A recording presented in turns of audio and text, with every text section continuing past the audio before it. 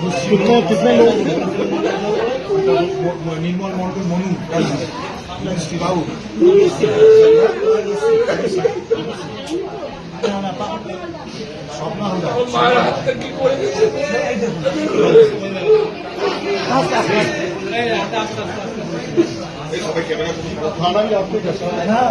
নির্বাচন ঘোষণা হতেই আবারও ভোট সন্ত্রাসের সূচনা, প্রি পোল ভায়োলেন্স শুরু হয়ে গেল বলে যে ভিডিওটি দেখিয়ে শুরু করলাম, এটা ক্যানিং পূর্বের বলে দাবি করা হচ্ছে একটি পঞ্চায়েত স্তরে, যেখানে তোলামূল বাহিনীদের হাতে বিজেপি কর্মী সমর্থকরা আক্রান্ত হয়েছেন, এমনকি মহিলারা পর্যন্ত ছাড় পাননি। এটাই হবার কথা ছিল, তার কারণ এই একমাত্র পথ এবং ব্যান্ডেজ বা নাটকের কোনো আরো একটি পথ যেটা এখনো পর্যন্ত চিত্রনাট্য আঁকা হচ্ছে আমাদের সামনে আসেনি। এই দুটি পথ ছাড়া আর কোনো কিছুই খোলা নেই তৃণমূল কংগ্রেসের সামনে 2026-এ পরাজয় স্বীকার করে নেওয়া ছাড়া। ঠিক এই জায়গায় আজকে আমি আপনাদের সামনে জানাবো যে তৃণমূল কংগ্রেসের বা মমতা বন্দ্যোপাধ্যায়ের বোধহয় পাপের ঘোড়াটা এবার পূর্ণ হয়েছে। তার কারণ যেখানেই হাত দিচ্ছেন সেখানেই এতদিন পর্যন্ত কোনো না কোনো ভাবে, এর আগে দেখতাম যে ম্যানেজ হয়ে যেত, সেটা সুপ্রিম কোর্ট হোক, সেটা নির্বাচন কমিশনার হোক, সেটা যে কোনো ভাবেই মানে সেন্ট্রাল এজেন্সি হোক, দেখতাম ম্যানেজ হয়ে যেত। এবারে যেন কিছুই আর ম্যানেজ তিনি করতে পারছেন না। এই একমাত্র ম্যানেজ না করতে পারার পথটা যিনি রচিত করে গিয়েছেন তার নাম হচ্ছে জ্ঞানেশ কুমার। এই ব্যক্তিটি পশ্চিমবঙ্গবাসীর জন্য চিরস্মরণীয় হয়ে থাকবেন। মমতা বন্দ্যোপাধ্যায়কে গতকাল সুপ্রিম কোর্ট করকে দিলেন। কি বিষয়ে করকে দিলেন না, আইপ্যাকে মমতা বন্দ্যোপাধ্যায় তদন্তের সময় যেভাবে গতিরোধ করে দাঁড়িয়েছিলেন কেন্দ্রীয় তদন্তকারী সংস্থা ইডির, সেই নিয়ে গতকালের যে শুনানি, মমতা বন্দ্যোপাধ্যায়ের মুখ্যমন্ত্রী হিসেবে এই আচরণ সুপ্রিম কোর্টে ভৎসিত হয়েছে। আপনি ভাবুন কতটা লজ্জার বিষয়, একজন রাজ্যের মাননীয় মুখ্যমন্ত্রী, তাকে সুপ্রিম কোর্টে বারবার ভৎসনার শিকার হতে হচ্ছে। আর এটা তো তাকে পার্সোনালি শিকার হতে হয়েছে, এরকম না তার প্রশাসনের বিরুদ্ধে কোনো বক্তব্য বলেছে, এটা তার নিজস্ব ভূমিকা নিয়ে সুপ্রিম কোর্ট কোর্টকে দিয়েছে। কি লজ্জার হতে পারে একজন মুখ্যমন্ত্রী, কার আমলে আমরা বসবাস করছি, যাকে বারবার দিনে রাতে সুপ্রিম কোর্টের কাছে এই ধরনের ভৎসিত হতে হয়। ইনি নাকি বাংলার মেয়ে, ইনি নাকি আমাদের গর্বের প্রতীক, ইনি নাকি সততার প্রতীক। নমস্কার, welcome to simple as ABC. আজকে এই বিষয়ে আলোচনা করতেই আমি প্রলয় আপনাদের সামনে হাজির হয়েছি। আমি প্রথমে আজকে ওই বিষয় দিয়ে শুরু করব যে সুপ্রিম কোর্টে গতকাল ঠিক কি কি হয়েছে, মমতা বন্দ্যোপাধ্যায় কতটা বিপদে পড়লেন।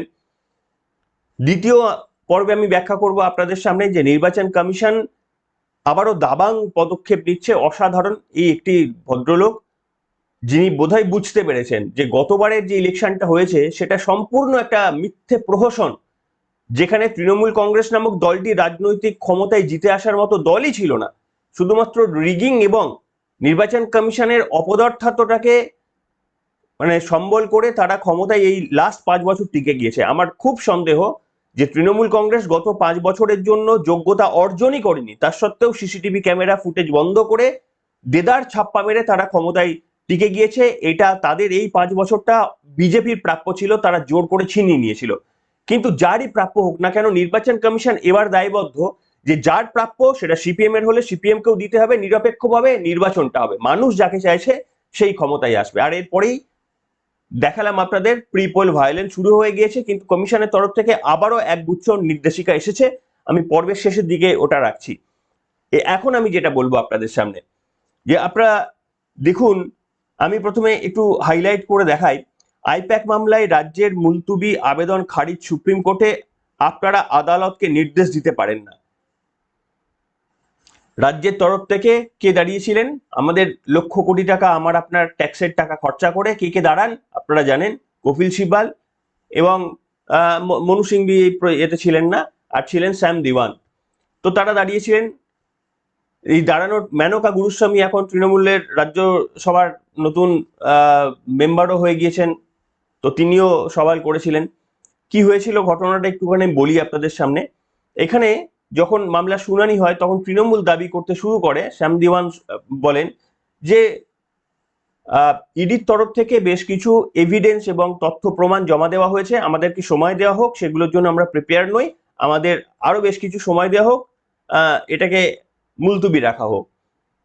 তখন ইডির যারা আইনজীবীরা ছিলেন তারা বলেন, আরে এ তো আমি 2 সপ্তাহ আগে জমা দিয়েছি, আপনারা তো 2 সপ্তাহ আগেই পেয়ে গিয়েছেন, এতদিন কি করছিলেন, এতদিন করেননি কেন? সুপ্রিম কোর্ট একেবারে ইডির কথাই মান্যতা দিয়ে বলছেন না, এইভাবে আদালতে সময় নষ্ট করবেন না, আর আদালত মুলতুবি করবে না কি করবে সেটা আদালত সিদ্ধান্ত নেবে, আপনারা আদালতকে ইনস্ট্রাক্ট দেওয়ার কে। এরপরে কি আলোচনা হয়েছে আনন্দবাজার পত্রিকায় দেখতে পাচ্ছেন, সরকারের কি মৌলিক অধিকার থাকে, রাজ্য সাংবিধানিক প্রশ্ন তুলে দিল আইপ্যাক মামলায় সুপ্রিম কোর্টে, কি হলো বুধবার বলে ওই মেনলি তৃণমূলের পক্ষের কথাগুলো লিখেছে, আর বিজেপির মানে কিভাবে চড়থাপ্পড় খেয়েছে সেই কথাগুলো খুব সুকৌশলে আনন্দবাজার পত্রিকা তারা অ্যাভয়েড করে যায়। তার কারণ তারা চায় না যে যেহেতু অ্যাডের টাকা নিচ্ছে একটা তো বশ্যতা স্বীকার করতে হবে, তো এইগুলো প্রকাশ্যে যদি তৃণমূলের এই চড়চাপড় গুলো সুপ্রিম কোর্টে আপনাদের সামনে প্রকাশ করে দেয় তাহলে ওই টাকাটা নেওয়া তৃণমূলও রেগে যাবে, পরবর্তী টাকাও পাওয়া যাবে না। তো যাই হোক, আমি আপনাদের বলি যে এখানে ইডির তরফ থেকে মাফ করবেন, এখানে রাজ্যের যিনি আইনজীবী ছিলেন শ্যাম দেওয়ান দাবি করেছিলেন যে আর্টিকেল 32 সংবিধানের 32 নম্বর অনুচ্ছেদ অনুযায়ী কোনো ব্যক্তি তিনি মৌলিক অধিকার তার ক্ষুণ্ণ হয়েছে বলে তিনি আর্টিকেল 32 আন্ডারে তিনি মামলা করতে পারেন। কিন্তু একটা সংস্থা কিভাবে মৌলিক অধিকার হরণ হয়েছে বা ক্ষুণ্ণ হয়েছে বলে তারা আর্টিকেল 32 এগেনস্টে কি করে তারা মামলা করবেন, কেন তারা মামলা করবেন? এই মামলাটাকে খারিজ করে দেওয়া হোক। মুলতবি ছিল পরে, প্রথমে ছিল এই মামলাটাকে খারিজ করে দেওয়া হোক। কেন না, মৌলিক অধিকার হরণ হয়েছে বলে ইডি যে কথাগুলো বলেছে যে রাজ্যের মাননীয় মুখ্যমন্ত্রী তাদের কাজে হস্তক্ষেপ করেছেন এবং এটা ইডির মৌলিক অধিকার হরণ করা। তো সেই বিষয়ে কেন এটা করা হবে, তার কারণ মৌলিক অধিকার হরণ 32 যে আর্টিকেল রয়েছে সেখানে নাকি মানে সাধারণ মানুষ তারা গিয়ে দাবি করতে পারেন, কি করে একটা সংস্থা চলে যাবে। সুপ্রিম কোর্টের তরফ থেকে বলে দেওয়া হয় যে প্রথমত মুখ্যমন্ত্রী যে কাজটি করেছেন এটা একটা অত্যন্ত মানে কি বলবো অসাংবিধানিক একটি কাজ। যদি তিনি এটা করেন তাহলে বাকি রাজ্যের মুখ্যমন্ত্রীও কাজ শুরু করে দেবেন এই একই কাজ করতে। তিনি যেটা করেছেন একেবারে অনুচিত কাজ করেছেন। আর ইডির কাজে এই হস্তক্ষেপটার জন্য তাহলে ইডি কিভাবে ফিরে আসবে, ইডি কোন ধারায় তাহলে মামলা করবে? পরিষ্কারভাবে রাজ্যের যে সমস্ত যুক্তিগুলো ছিল সেগুলোকে খারিজ করে দিয়েছে এবং তারপরে বলা হয়েছে যে আগামী সপ্তাহে এর ফের শুনানি হবে এবং সমস্ত রকমের প্রিপারেশন নিয়ে আসতে বলেছে। প্রাইমারিলি মমতা বন্দ্যোপাধ্যায়কে তীব্র ভর্ৎসিত হতে হয়েছে। ভোটের আগে এমনিতেই নির্বাচন কমিশনকে সামলাতে পারছেন না, এবার সুপ্রিম কোর্টেও তিনি ভৎসনার শিকার হয়েছেন। ডিএ নিয়েও পরাজয়, একেবারে চার দিক থেকে একটা যখন মানে ওই এই প্রভাবটা যে এইভাবে প্রযোজ্য হয়ে যাবে, পাপের ঘোড়াটা পুরো একেবারে কানায় কানায় পরিপূর্ণ হয়ে গেছে, কানায় কানায় আর এক ফোঁটাও পাপ ওখানে আর জায়গা নিতে পারছে না। এবার ওই ঘোড়া বোধহয় ভেঙে যাওয়ার পালা আর কি। মানে এই রাজনৈতিক দলটির আর কোনোভাবে এখানে থাকার আর মানে কোনো যৌক্তিকতাই নেই। আগের বারই ছিল না, শুধুমাত্র ওই 30% সিসিটিভি অফ করে একেবারে দেদার ছাপ্পা দিয়ে এই কাজটি তারা করে আমাদের এই লাস্ট 5 বছর অনৈতিকভাবে আমাদের ক্ষমতায় তারা টিকে ছিল। এবার আসি আপনাদের সামনে আমি দ্বিতীয় পর্বটাও অত্যন্ত ইন্টারেস্টিং। আপনারা জানেন যে বাকি প্রত্যেকটি রাজ্যে মানে 5টি রাজ্যে, পশ্চিমবঙ্গের সঙ্গে 5টি রাজ্যে কার্যত নির্বাচন হচ্ছে, কিন্তু কোথাও এই রকম ভাবে এত একেবারে ভেঙে চুরে খোল নলচে পাল্টে দিয়ে এরকম প্রশাসনের পক্ষে এইরকম কখনো কোনো রাজ্যের ব্যবস্থা নিতে হচ্ছে না। সেখানে কিন্তু বিরোধী দলও রয়েছে, বিজেপিও রয়েছে, কিন্তু কোনো রাজনৈতিক মানে কোনো রাজ্যে এই কাজটি করতে হচ্ছে না যেটা পশ্চিমবঙ্গে করতে হচ্ছে। একেবারে খোল নলচে এটা বদলে দিয়েছে। কেন জানেন তো? তার কারণ মমতা বন্দ্যোপাধ্যায়ের গুডবুকে যে আইপিএস আইএএস অফিসাররা রয়েছেন তাদের লিস্ট আগে থেকে সংগ্রহ কালেক্ট করে নিয়ে গিয়েছিলেন, আমি আপনাদের সামনে খবরে বলেছিলাম।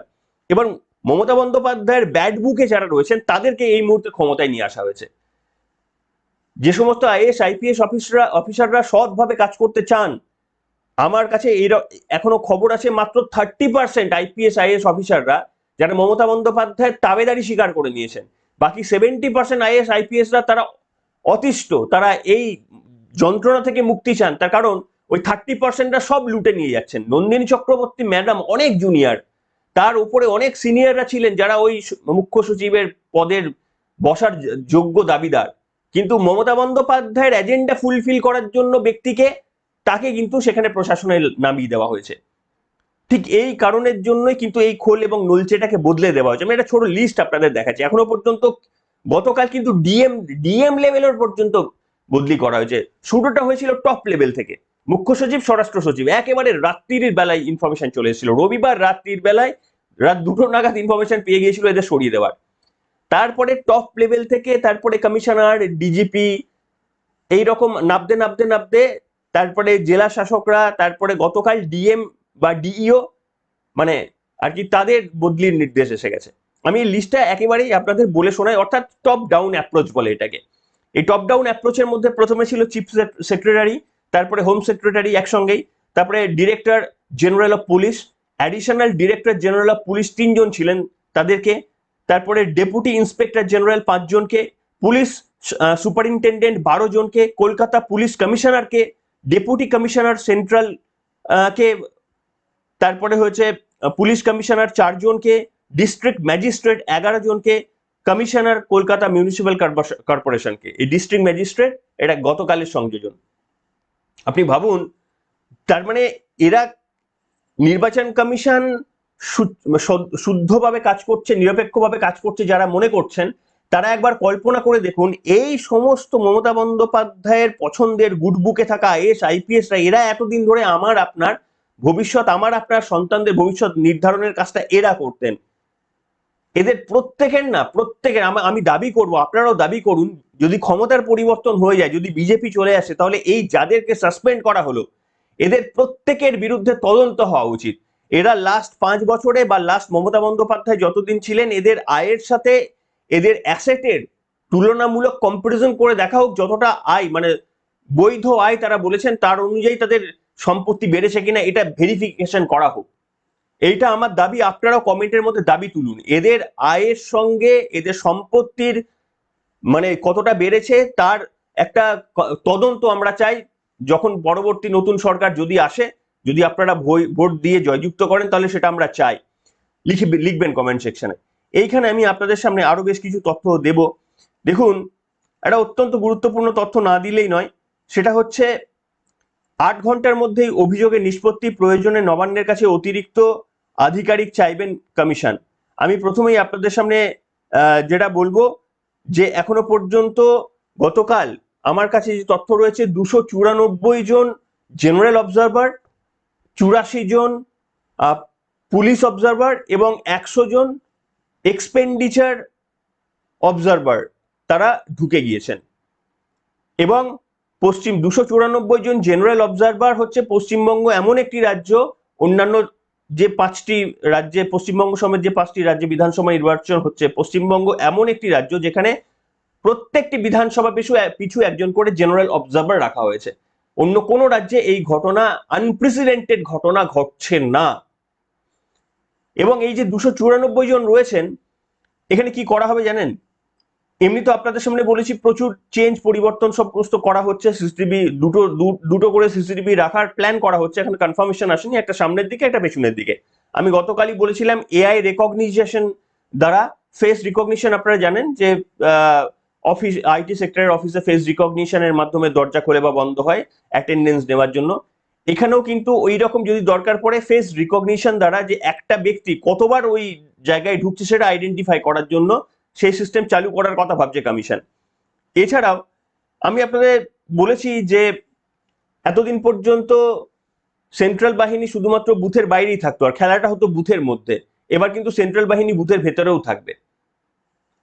ঠিক আছে, সেই নিয়ে প্রশ্ন করা হয়েছিল মমতা বন্দ্যোপাধ্যায়ের কাছে, গতকাল আমি শুনিয়েছিলাম আপনাদের সামনে। এরপরে আমি যেটা আপনাদের সামনে বলবো, এখনো পর্যন্ত এতদিন পর্যন্ত দেখা হতো যে 100 মিটারের মধ্যে, কোনো বুথের 100 মিটারের মধ্যে যদি কোনো ঘটনা ঘটে, কোনো কাউকে থ্রেটনিং করা হয়, কাউকে ভয় দেখানো হয়, তাহলে এতদিন পর্যন্ত নির্বাচন কমিশন কোনো ব্যবস্থা নেওয়ার কথা ভাবতেন।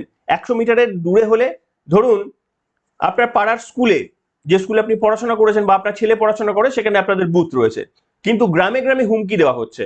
ওই ওই ওই স্কুলে হয়তো আশপাশের 2-3টি গ্রামের লোকেদের ভোট কেন্দ্র, গ্রামের লোকেদের হুমকি দিয়ে আসা হচ্ছে রাতে, যেটা 100 মিটারের বাইরে। এতদিন পর্যন্ত সেগুলোকে নজরদারি করার কিছু ছিল না।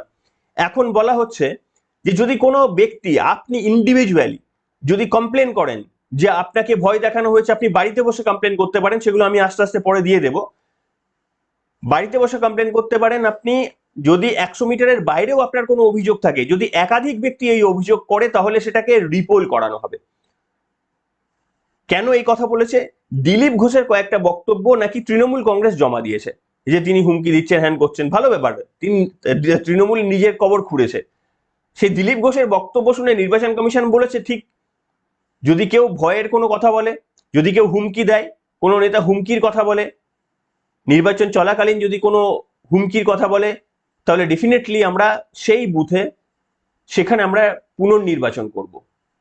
ঠিক আছে, অর্থাৎ এবারে আমরা এক্সপেক্ট করতে পারি যে এই যে ভোটটা হবে এরপরে পুনর্নির্বাচনে অনেক পুনর্নির্বাচন হবে, যেটা গত 24-এ বা 21-এ আমরা দেখতে পাইনি। এছাড়াও যদি কোনো পরাজিত প্রার্থী মনে করেন যে আমি আরো একবার রেজাল্ট চেক করব, তার রেজাল্ট তিনি চেক করতে পারবেন একটা নির্দিষ্ট ফি দিয়ে। অর্থাৎ মাল্টি লেভেলে কিন্তু আপনি যদি চুরি করেন, বিভিন্ন জায়গায় আপনার আটকে যাওয়ার কিন্তু সম্ভাবনা রয়েছে। কিন্তু তার সত্ত্বেও তৃণমূল কংগ্রেস এই সময় কি করছে? ঘুমাচ্ছেন মমতা বন্দ্যোপাধ্যায়, যে যাক ঠিক আছে, এবার তো আমরা হেরে যাচ্ছি, তাহলে এবার দেখি কোথায় কোথায় গিয়ে আমরা থাকবো, পরবর্তী রিটায়ারমেন্টটা কোথায় কাটাবো, করছেন মমতা বন্দ্যোপাধ্যায় ডেফিনেটলি, নিশ্চয়ই আইপেক, কারণ তৃণমূলের নিজস্ব ব্রেন বলে কিছু নেই, ওরা বুদ্ধিটাকেও ধার দিয়ে দিয়েছে A to Z, শুধুমাত্র 10টা অপশন থেকে বা 2টো অপশন থেকে একটা চুজ করে নেয়, কিন্তু নিজের বুদ্ধি দিয়ে কিছু করে না। ব্যানারে কার মুখ থাকবে সেটাও ওরা ঠিক করে দেয়।